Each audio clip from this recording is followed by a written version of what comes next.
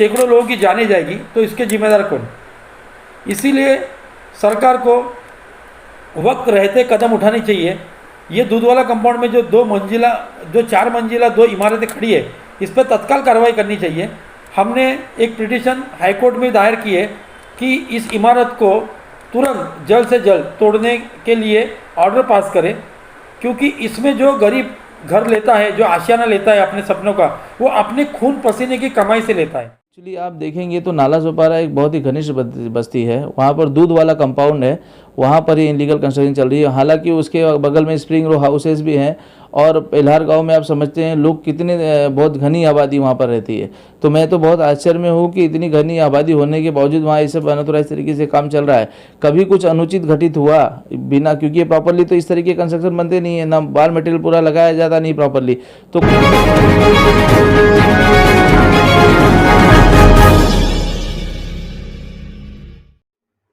दर्शकों, स्वागत है आपका खबर फेस टू फेस में। आप देख रहे हैं खबर face to face YouTube channel और मैं हूं ज़ीशान आज़मी। आइए देखते हैं आज की ताज़ा खबरें। नाला सोपारा दुधवाला कंपाउंड में अनधिकृत निर्माण को लेकर संतोष सोनावने ने की याचिका दायर। याचिकाकर्ता का कहना है कि याचिकाकर्ता एक सामाजिक कार्यकर्ता है और एक जनजागृति मानव कल्याण प्रतिष्ठान के अध्यक्ष भी हैं, जो लोगों के लाभ के लिए काम करने वाला एक सामाजिक संगठन है। दिनांक 28 अप्रैल 2022 को अवैध निर्माण के खिलाफ नगर निगम से याचिकाकर्ता ने शिकायत की थी कि कार्रवाई करने के लिए, लेकिन उन्होंने ऐसा करने के लिए कदम नहीं उठाया है। याचिकाकर्ता का कहना है कि अवैध निर्माण जो ग्राउंड प्लस 3 फ्लो का है, बिना किसी अनुमति के बनाया गया है। आइए देखते हैं खबर फेस टू फेस की यह रिपोर्ट। दर्शकों, आप देख रहे हैं खबर फेस टू फेस और मैं हूं ज़ीशान आज़मी।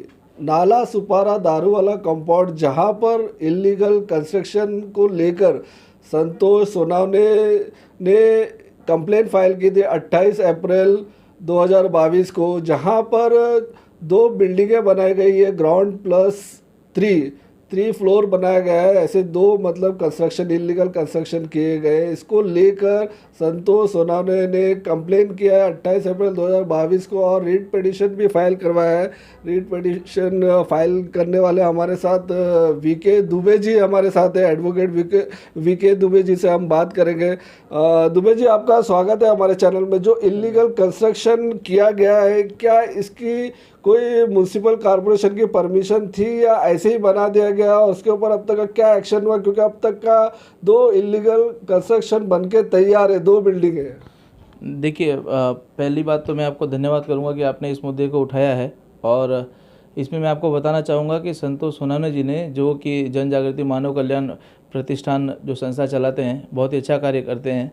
उन्होंने इस बारे में, इस विषय में जो असिस्टेंट म्यूनसिपल कमिश्नर हैं नाला सोपारा के, उनके पास कंप्लेंट भी लॉन्च की थी और लिखित में उनकी कंप्लेंट दर्ज होने के बावजूद भी वहाँ के म्यूनसिपलिटी के जो ऑफिसर्स हैं, उन्होंने कोई भी एक्शन लिया नहीं इस विषय पर। और मिली जानकारी के मुताबिक जो संतोष जी ने जो जानकारी बताई और बाकी जो स्थानीय लोग जो आए हैं, जिनके थ्रू ये रीट पिटीशन फाइल हुई है हमारे बॉम्बे हाई कोर्ट में, तो ऑनरेबल कोर्ट में ये फाइल होने के बाद में आपको बता दूं कि रीट पिटीशन फाइल होने के बाद इसकी भी जो कॉपी है उनको सर्विस की गई है म्यूनसिपलिटी में, और म्यूनसिपल ऑफिसर्स को इसकी चेतावनी भी दी गई है कि रीट पिटीशन पेंडिंग है, आप इस पर इमीडिएटली कोई ना कोई कार्रवाई और एक्शन कीजिए, क्योंकि जो इनलीगल कंस्ट्रक्शन है वो दिन ब दिन बढ़ते जा रहा है। आप देखिए, इन लोगों ने बिना परमिशन और बिना कोई भी जो लीगली सैंक्शन प्लान होता है, अप्रूव प्लान होता है म्यूनसिपल कॉर्पोरेशन का, उसको लिए बिना, कोई भी लैंड ओनर से कोई भी परमिशन या कुछ चीज़ों का लिए बगैर इन लोगों ने अनऑथराइज तरीके से 2 बिल्डिंग बनाई है और दोनों के 3-3 फ्लोर्स बन चुके हैं, लगभग 4थे माले की तैयारी है। आपको पता है कि विगत पहले म्यूनसिपल कॉर्पोरेशन जो है वहाँ पर बॉडी होने के पहले भी वहाँ पे इनलीगल बिल्डिंग्स बनती थी, जो एक हम कहते हैं, तो ये इनलीगल बिल्डिंगें बना के ये लोग गरीब लोगों को बेच देते हैं कम पैसे में और निकल जाते हैं। और उसमें होता क्या है कि ये जो बिल्डर और भू माफिया लोग हैं, ये लोग तो पैसे कमा के निकल जाते हैं, बाद में परेशानी होती है आम जनता को। आम जनता, जो आम गरीब बेचारा, उसको खरीदता है लालच में 2 कम पैसे की उसमें, और उसके बाद में उस पर कार्रवाई होती है। आखिरी में फिर जाके उस चीज़ की नुकसान की कोई भरपाई नहीं कर पाता है। तो जो झेलना होता है, नुकसान जो होता है, वो समाज के लोगों का ही होता है। तो ये नुकसान होने के पहले उसको बचाया जा सकता है। और जिस तरीके से ये बिल्डिंगें बन रही हैं बिना प्रॉपर मटेरियल्स का उपयोग किए हुए, बिना कोई सैंक्शन प्लान, अप्रूव्ड प्लान और बिना किसी सर्वे के, तो वो एक अनऑथराइज हो गया। उसकी कोई आयु नहीं होती इस तरीके के अनऑथराइज कंस्ट्रक्शन की। तो सबसे बड़ा डर जो है सोनावने जी का और उनकी संस्था का यही है कि आज ये लोग अनऑथराइजली कंस्ट्रक्शन कर रहे हैं, कल को अभी इस चीज़ के बारे में अगर कोई कार्रवाई की गई वो देर ना हो जाए, क्योंकि ऐसा ना हो कि हम कंप्लेन करते जाए। हमारी अभी रिट पिटीशन भी सुनवाई के लिए जल्दी रखी गई है, ऑनरेबल हाई कोर्ट में हमने मेंशन भी किया था मैटर, तो जल्दी इसकी तारीख भी गिरी हुई है सुनवाई के लिए।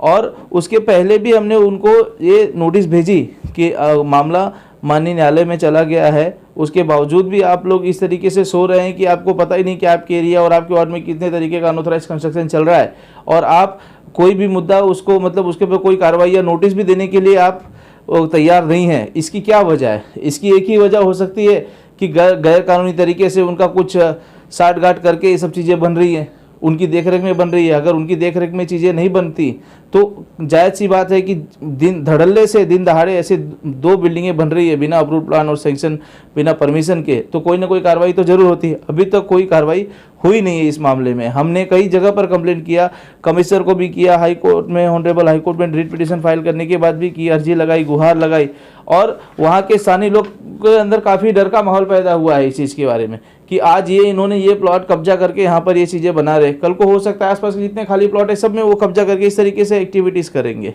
तो इस चीज़ के लिए हमारी जो लड़ाई है जो संस्था की वो जारी रहेगी।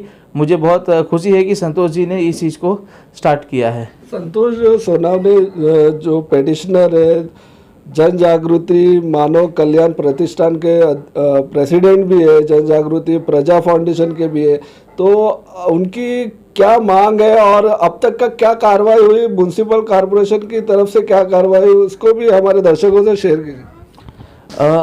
वो 2 बार म्युनिसिपल कॉरपोरेशन गए हुए थे, उन्होंने गुजारिश की कि इस पर इमीडिएटली आप कार्रवाई कीजिए। अगर हालांकि दोनों बार कोई उचित रिस्पांस नहीं मिला, उन्होंने वहाँ के जो म्युनिसिपल ऑफिसर है उनको कॉल भी किया, व्हाट्सएप पे मैसेजेस भी करवाए कई बार कि आप इस पर जागरूक होकर कम से कम थोड़ी तो चेष्टा कीजिए इसके बारे में कि जो किस तरीके से चल रहा है। आप डॉक्यूमेंट्स मंगवाइए, अगर आपको लगता है सारे डॉक्यूमेंट्स कागजात सही हैं तो कोई दिक्कत नहीं है, लेकिन वो कुछ देने के लिए ही तैयार नहीं है।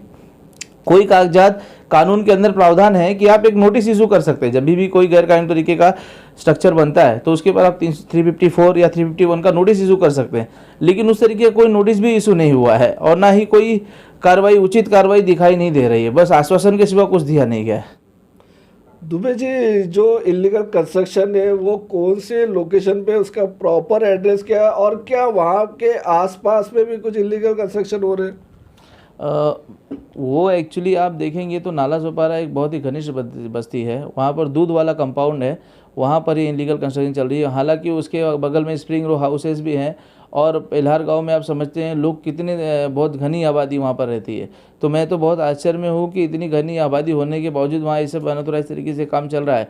कभी कुछ अनुचित घटित हुआ बिना, क्योंकि ये प्रॉपरली तो इस तरीके कंस्ट्रक्शन बनते नहीं है, ना बाल मटेरियल पूरा लगाया जाता नहीं प्रॉपरली, तो कुछ अनुचित वहाँ पर घटित हुआ तो उसके लिए बेचारे आम जनता और वहाँ के स्थानीय लोगों को भी वो चीज़ को झेलना पड़ सकता है। इसीलिए हम लोगों की ज़्यादा कोशिश है कि वहाँ के स्थानीय नगर सेवक, विधायक और वहाँ के जो म्युनिसिपल कॉर्पोरेशन की बॉडी के जो लोग हैं उनको तुरंत इस चीज़ पर तुरंत तत्पर कार्रवाई करनी चाहिए। दुबे जी, जो कंस्ट्रक्शन होता है उसमें लीगल हाइट कितनी होती है, उसके बारे में बताइए। अब कंस्ट्रक्शन का तो देखिए, जो बिल्डिंग का जो कंस्ट्रक्शन होता है उसके लिए बिल्डिंग प्रपोजल डिपार्टमेंट सैंक्शन करता है, डिपेंड्स कि उनकी कितनी प्लॉट एरिया है उसके ऊपर, उसमें क्या मटेरियल यूज होना चाहिए, किस तरह का मटेरियल यूज होना चाहिए, उसका बाकायदा वेरिफिकेशन होता है, सर्वे होता है म्युनिसिपल ऑफिसर के थ्रू। इसमें तो कोई सर्वे, कोई सब कुछ हुआ ही नहीं है। डॉक्यूमेंट कब मांगने के बाद भी कुछ नहीं दिया जा रहा है और सामने से मंगाया भी नहीं जा रहा है। बड़े आश्चर्य की बात यह है।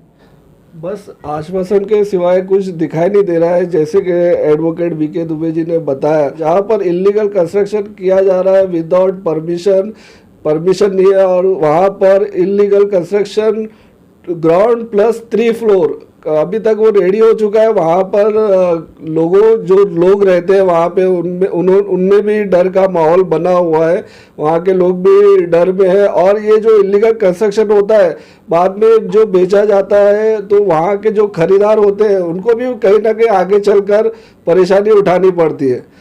मैं ज़िशान आज़मी, खबर फेस टू फेस, मुंबई। नमस्कार।